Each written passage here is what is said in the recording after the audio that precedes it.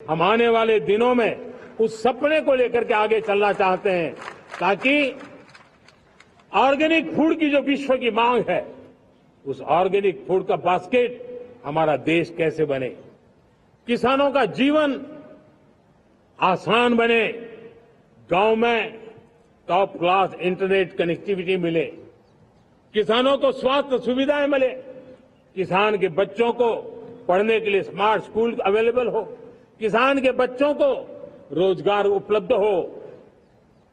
छोटे छोटे खेती के टुकड़ों पर पूरा परिवार आज जीना बड़ा मुश्किल हो रहा है, तब उनके नौजवानों के लिए वो स्किल मिले ताकि उनके नए रोजगार मिले, नए आय के साधन बने।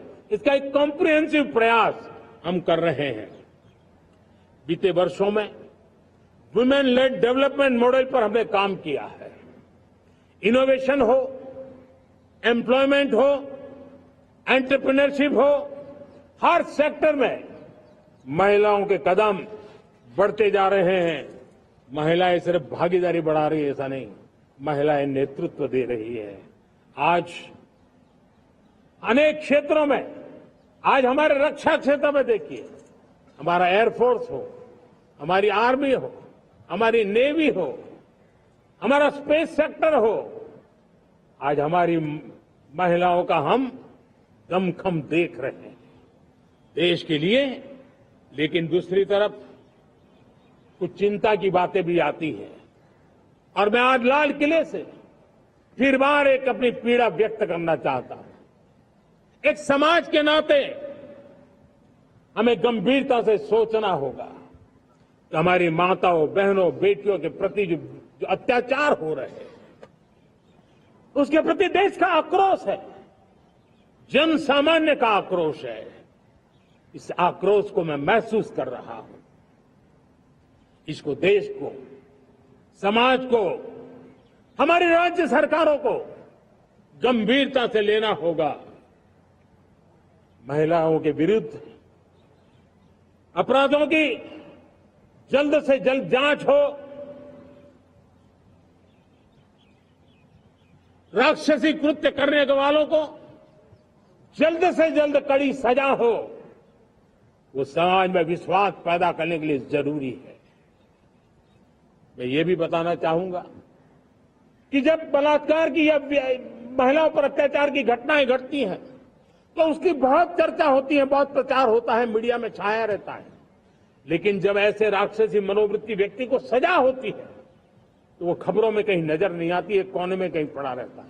अब समय की मांग है कि जिनको सजा होती है उसकी व्यापक चर्चा हो, ताकि ऐसा पाप करने वालों को भी डर पैदा हो कि ये पाप करने की हालत ये होती है कि फांसी पर लटकना पड़ता है। और मुझे लगता है कि डर पैदा करना बहुत जरूरी है। मेरे प्यारे देशवासियों, हमारे देश में ऐसी एक आदत बन गई थी स्वभाव से, हम देश को कम आंकना, देश के प्रति गौरव के भाव का अभाव होना, ये पता नहीं क्यों हमारे जहन में घुस गया था। और हम तो कभी कभी तो लेट आए तो कहते थे इंडियन आए, शर्म के साथ हम बोल देते थे। देश को इन चीजों से हमने बाहर लाने में सफलता पाई है। किसी जमाने में कहा जाता था अरे खिलौने भी बाहर से आते थे, वो दिन देखे हमने। आज मैं गर्व से कह सकता हूं कि मेरे देश के खिलौने दुनिया के बाजार में अपनी धमक लेकर के पहुंच रहे हैं। खिलौने हमारे एक्सपोर्ट होने शुरू हुए। तो एक जमाना था हम मोबाइल फोन इंपोर्ट करते थे, आज मोबाइल फोन का मैन्युफैक्चरिंग का इकोसिस्टम बना है, एक बहुत बड़ा हब बना है, और आज हम मोबाइल फोन दुनिया में एक्सपोर्ट करने लगे हैं। ये भारत की ताकत है। साथियों, भविष्य के साथ सेमीकंडक्टर जुड़ा हुआ है, आधुनिक टेक्नोलॉजी जुड़ी है, एआई जुड़ा हुआ है। हमने सेमीकंडक्टर मिशन पर काम शुरू किया। हर उपकरण में मेड इन इंडिया चिप क्यों न हो, क्यों ये सपना मेरे देश का नौजवान देखे। टैलेंट यहां है, सारे इस प्रकार के रिसर्च काम हिंदुस्तान में होते हैं, तो अब प्रोडक्शन भी हिंदुस्तान में होगा, सेमीकंडक्टर का काम भी हिंदुस्तान में होगा, और हम एंड टू एंड सॉल्यूशन दुनिया को देने की ताकत रखते हैं, और हम उसको साथियों, एक जमाना हमने देखा है 2G के लिए हम कैसा संघर्ष करते थे। आज हर उपकरण में हम देख रहे हैं, हम तेजी से आगे बढ़े। और 5G जिस तेजी से पूरे देश में रोल आउट हुआ, हिंदुस्तान के करीब करीब सभी क्षेत्रों में 5G पहुंच गया। वो विश्व में तेज गति से 5G पहुंचाने में हम आगे रहे। और देश साथियों, मैंने कहा हम रुकने वाले नहीं है। 5G पे रुक जाना हमें मंजूर नहीं है। हम 6G पर अभी से मिशन मोड में काम कर रहे हैं और विश्व में हम उसमें भी अपनी धमक जमाएंगे, ये मैं विश्वास से कहता हूं। मेरे प्यारे साथियों, डिफेंस सेक्टर, हमारी आदत हो गई थी डिफेंस बजट कितना ही क्यों न हो, लेकिन कभी कोई सोचता नहीं था कि डिफेंस बजट बढ़ा तो जाता कहां है। डिफेंस बजट विदेशों से खरीदी में चला जाता था। अब हम चाहते हैं हम आत्मनिर्भर बने। और मैं हमारी डिफेंस फोर्सेस का हृदय से धन्यवाद करता हूं। उन्होंने हजारों ऐसी चीजें लिस्ट कर दी है। उन्होंने तय किया है कि हम विदेश से नहीं लाएंगे। राष्ट्र के लिए जीना क्या कहते हैं, ये हमारे सेना के जवानों ने दिखाया है। और उसके कारण डिफेंस के सेक्टर में हम आत्मनिर्भर होते चले जा रहे हैं। आज डिफेंस मैन्युफैक्चरिंग में भारत की पहचान बनी है। और मैं आज खुशी से कह सकता हूं कि जो देश कभी डिफेंस की हर छोटी मोटी चीज बाहर से लाता था, आज धीरे धीरे दुनिया के कई देशों में हम जो डिफेंस के इक्विपमेंट मैन्युफैक्चर कर रहे हैं वो हम एक्सपोर्ट करने लगे हैं। दुनिया में डिफेंस हब, मैन्युफैक्चरिंग हब के रूप में हम धीरे धीरे उभर रहे हैं। हम मैन्युफैक्चरिंग क्षेत्र को बढ़ावा देना चाहते हैं क्योंकि रोजगार के लिए सर्वाधिक आवश्यक है। आज PLI स्कीम को बहुत बड़ी सफलता मिली है। FDI रिफॉर्म्स, उसने भी हमें बहुत बड़ी ताकत दी है। MSMEs को बहुत बड़ा बल मिला है। नई व्यवस्थाएं विकसित हुई है और उसके कारण हमारा मैन्युफैक्चरिंग सेक्टर, हम दुनिया का एक मैन्युफैक्चरिंग हब बने। जिस देश के पास इतनी नौजवान शक्ति हो, जिस देश के अंदर ये सामर्थ्य हो, हम मैन्युफैक्चरिंग की दुनिया में भी इंडस्ट्री 4.0 में हम बहुत बड़ी ताकत के साथ आगे जाना चाहते हैं। और इसके लिए आवश्यक स्किल डेवलपमेंट, उस पर भी हमने बल दिया है। और स्किल डेवलपमेंट में भी हमने नए मॉडल तय किए हैं।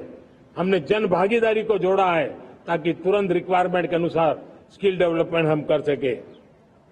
और मुझे विश्वास है, मैं लाल किले की प्राचीर से कह रहा हूं, वो दिन दूर नहीं होगा जो भारत इंडस्ट्रियल मैन्युफैक्चरिंग का हब होगा। दुनिया उसकी तरफ देखती होगी। आज विश्व की बहुत बड़ी कंपनियां भारत में निवेश करना चाहती हैं।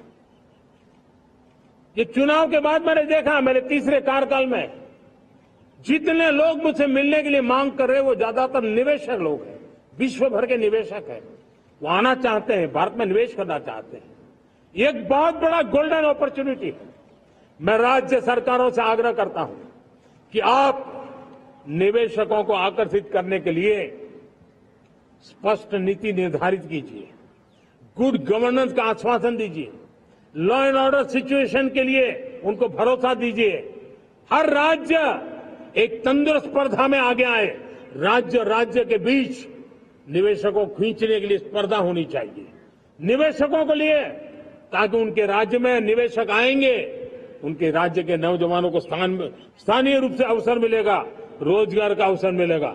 नीतियों में परिवर्तन लाना चाहिए तो ग्लोबल रिक्वायरमेंट के अनुसार नीतियों को राज्यों ने परिवर्तित करना चाहिए। लैंड की आवश्यकता है तो राज्यों ने लैंड बैंक बनानी चाहिए। गुड गवर्नेंस सिंगल पॉइंट पर काम करने के लिए राज्य जितने प्रोएक्टिव होंगे, जितने ज्यादा प्रयास करेंगे, जो निवेशक आ रहे हैं वो कभी भी वापस नहीं जाएंगे। सिर्फ भारत सरकार से काम ये होता नहीं है, राज्य सरकारों की बहुत बड़ी आवश्यकता होती है, क्योंकि जो भी प्रोजेक्ट लगने वाला है उस राज्य में लगने वाला है, उसको हर राज्य के साथ रोजमर्रा का काम पड़ता है। और इसलिए मैं राज्यों से आग्रह करूंगा कि जब विश्व पूरा भारत की तरफ आकर्षित हो रहा है, विश्व पूरा भारत में निवेश करने के लिए प्रतिबद्ध हो रहा है, तब ये हमारा दायित्व बनता है कि हमारी पुरानी आदतें छोड़ करके स्पष्ट नीति के साथ हम आगे आए। देखिए, आपको परिणाम अपने राज्य में दिखाई देगा और आपका राज्य भी चमक उठेगा, ये मैं आपको विश्वास देता हूं। साथियों, भारत अपनी बेस्ट क्वालिटी के लिए पहचानी जाए, ये बहुत जरूरी है। अब विश्व के लिए हमें डिजाइन ऑफ का क्षेत्र, डिजाइन इन इंडिया, इस पर हमने बल देना है। हमें कोशिश करनी है अब इंडियन स्टैंडर्ड इंटरनेशनल स्टैंडर्ड बनने चाहिए। इंडियन स्टैंडर्ड इंटरनेशनल स्टैंडर्ड बनेंगे तब हमारी हर चीज को सहजता से मोहर लग जाएगी और ये हमारे प्रोडक्शन की क्वालिटी पर निर्भर करेगा, हमारी सेवा की क्वालिटी पर निर्भर करेगा, हमारे अप्रोच की क्वालिटी पर निर्भर करेगा और इसलिए हमें क्वालिटी पर बल देकर के आगे बढ़ना है। हमारे पास टैलेंट है, डिजाइन के क्षेत्र में हम दुनिया को बहुत कुछ नया दे सकते हैं। डिजाइन इन इंडिया, इस आह्वान को लेकर के हमें अब आगे चलना है।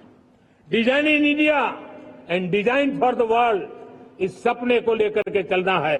मैं देख रहा हूं गेमिंग की दुनिया का बहुत बड़ा मार्केट खड़ा हुआ है, लेकिन आज भी गेमिंग की दुनिया पर प्रभाव, खास करके उन खेलों को बनाने वाले लोग, प्रोडक्ट करने वाले लोग, विदेशी कमाई होती।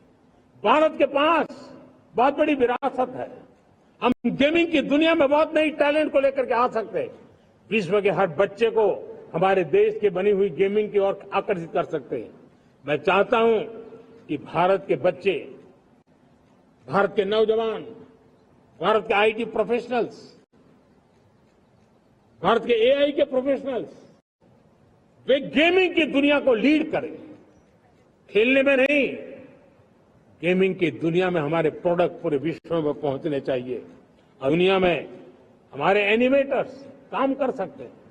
एनिमेशन की दुनिया में हम अपनी दांव जमा सकते हैं। हम उस दिशा में काम करें।